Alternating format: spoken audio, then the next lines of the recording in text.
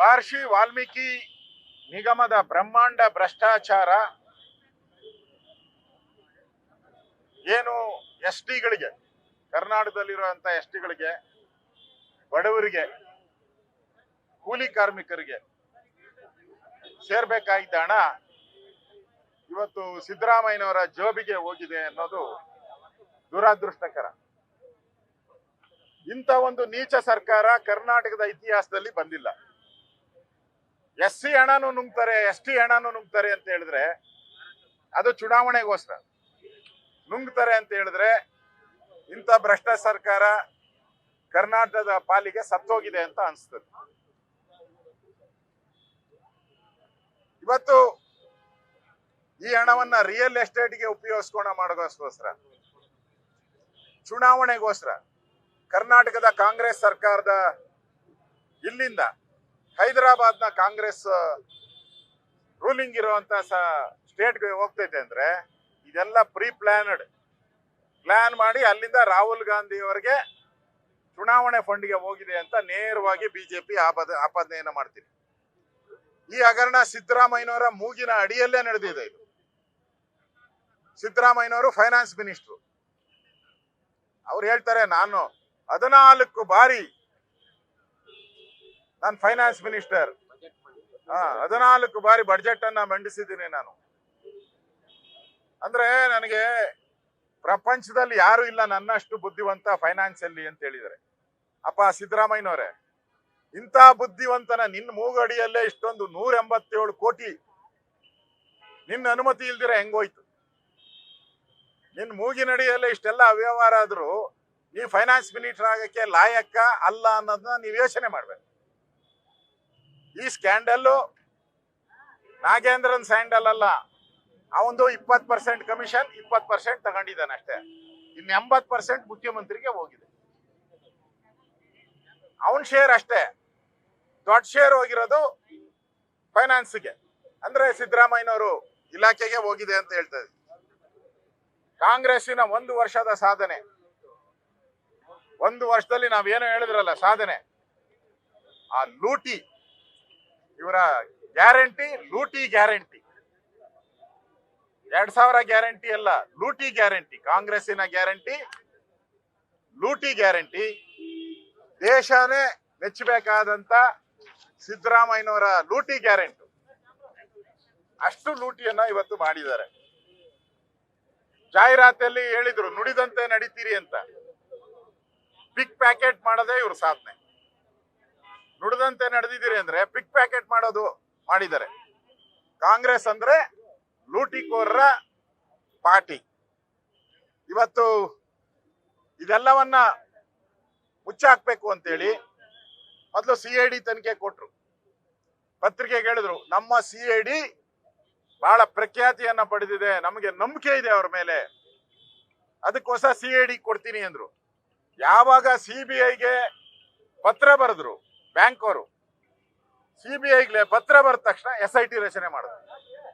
ಯಾಕೆಂದ್ರೆ SIT ಮಾಡಿದ್ರೆ CBI ತಗೊಳಕ್ ಬರಲ್ಲ ಅನ್ನೋ ಒಂದು ದುರಾಲೋಚನೆ ಇವ್ರಿಗೆ. ದುರಾಲೋಚನೆಯಿಂದ ಇವ್ರು ಮಾಡಿರೋವಂಥದ್ದು.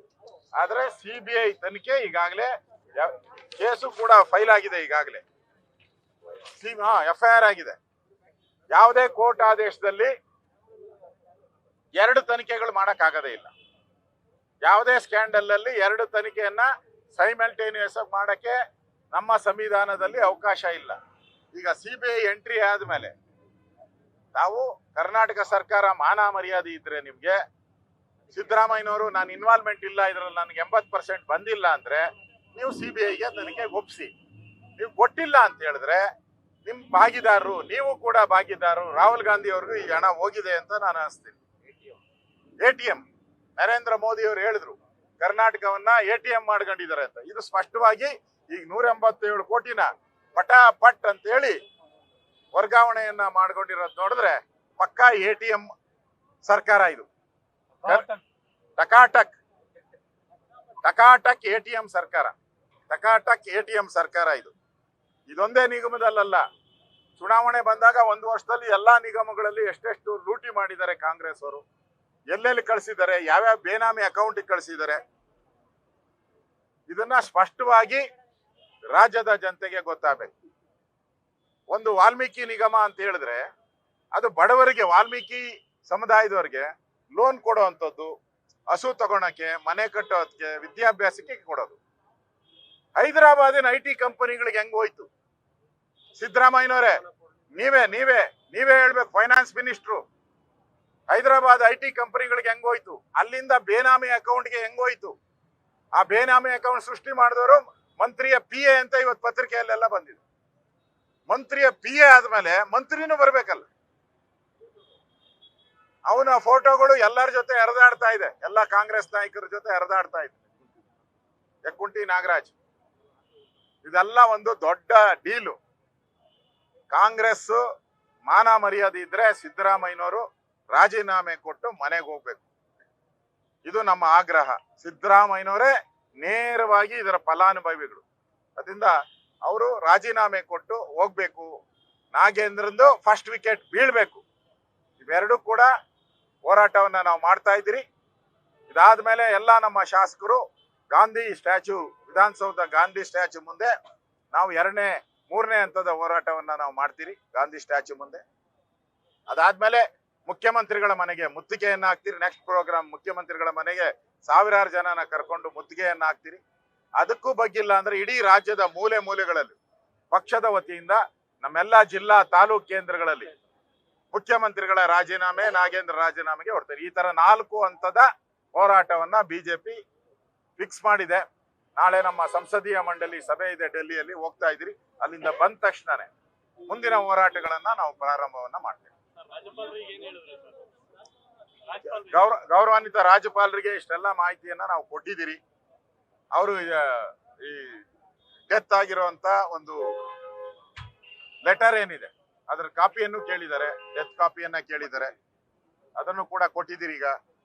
ಮತ್ತೆ CBI FIR ಆಗಿರೋದು ಅದು ಕೂಡ ಕೇಳಿದ್ದಾರೆ, ಅದನ್ನು ಕೂಡ ಕಳಿಸ್ಕೊಡ್ತಾ ಇದ್ದೀರಿ. ಸೊ ಅದರಲ್ಲಿ ಸರ್ಕಾರದ ವತಿಯಿಂದ ಬಂದು ಹೇಳಿದ್ರಂತೆ, ಅದರಲ್ಲಿ ಮಂತ್ರಿ ಅಂತ ಮೆನ್ಷನ್ ಮಾಡಿಲ್ಲ ಅಂತ. ಅದಕ್ಕೆ ನಾವ್ ಹೇಳಿದ್ರಿ ಮಂತ್ರಿ ಅಂತ ಮೆನ್ಷನ್ ಮಾಡಿದರೆ ಮಂತ್ರಿಯ ಮೌಖಿಕ ಆದೇಶ ಅಂತಾನೆ ಸ್ಪಷ್ಟವಾಗಿ ಬರೆದಿದ್ದಾರೆ ಅಂತ ಹೇಳಿದ್ರಿ. ಅದ್ರ ಕಾಪಿ ಕೊಡಿ ಅಂತ ಹೇಳಿದ್ದಾರೆ. ಗವರ್ನರ್ ಅವರು ಕ್ರಮ ತೆಗೆದುಕೊಳ್ಳುವಂತ ವಿಶ್ವಾಸ ನಮಗೆ. ಡೆತ್ ನೋಟ್ ಅಲ್ಲಿ ಅದನ್ನು ಕೂಡ ಕೊಟ್ಟಿದ್ದೀರಿ ಈಗ. ಅದರಿಂದ ಒಂದ್ ರೀತಿ ನಾಗೇಂದ್ರ ರಾಜೀನಾಮೆ ಅಂದ್ರೆ ಸಿದ್ದರಾಮಯ್ಯನವ್ರ ಬುಡಕ್ಕೆ ಬರ್ತೈತೆ ಅಂತ ಹೇಳಿ ಅವಾಯ್ಡ್ ಮಾಡ್ತಾ ಇರೋದು ಕಾಣ್ತಾ ಇದೆ. ಇದೊಂದು ಬ್ರಹ್ಮಾಂಡ ಭ್ರಷ್ಟಾಚಾರ, ಲೂಟಿ ಸರ್ಕಾರ. ಇದನ್ನು ವಜಾ ಮಾಡಬೇಕು ಅಂತ ಹೇಳಿ ರಾಜ್ಯಪಾಲರಿಗೆ ವಿನಂತಿಯನ್ನು ಮಾಡಿದ್ರು.